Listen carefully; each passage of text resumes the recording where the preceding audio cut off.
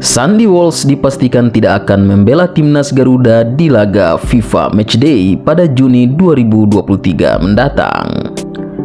Kabar buruk ini datang dari pelatih Shin Tae-yong saat mengkonfirmasi hasil pemeriksaan Magnetic Resonance Imaging atau MRI Sandy Walsh.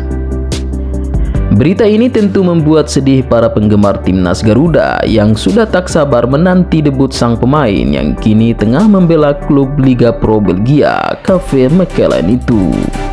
Padahal, pemain berdarah Indonesia Belanda ini terlihat cukup komitmen menjalani sesi pemusatan latihan di Surabaya sejak 5 Juni 2023 lalu. Sandy Walsh juga bahkan lebih dulu datang ke tempat TC sebelum para pemain abroad lainnya bergabung. Tidak hanya itu, yang juga membuat sedih para pecinta sepak bola tanah air setelah mendengar kabar tersebut adalah karena sang pemain telah beberapa kali mempersiapkan debutnya bersama timnas Indonesia, namun selalu saja gagal. Sandy Walsh tercatat pernah mempersiapkan debutnya bersama skuad Garuda sebanyak 3 kali, termasuk yang terakhir ini. Sebelumnya, ia sempat akan menjalani debut bersama timnas Garuda pada ajang Piala AFF 2022 lalu. Namun, dirinya terpaksa batal debut lantaran timnya yakni KV Mechelen masih membutuhkan jasanya. Sandy Walsh lalu mencoba kembali debutnya untuk kedua kalinya saat timnas Indonesia melawan Burundi pada FIFA Matchday periode Maret 2023 lalu. Sayangnya, upaya kali ini juga gagal terlaksana. Pemain berusia 28 tahun itu gagal debut karena mengalami cedera dan harus fokus pemulihan.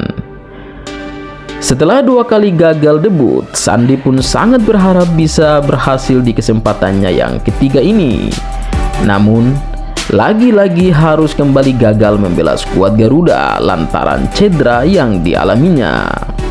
Rupanya, nasib mujur belum berpihak kepada pemain yang sejak dulu punya kemauan tinggi ingin memperkuat timnas Indonesia tersebut.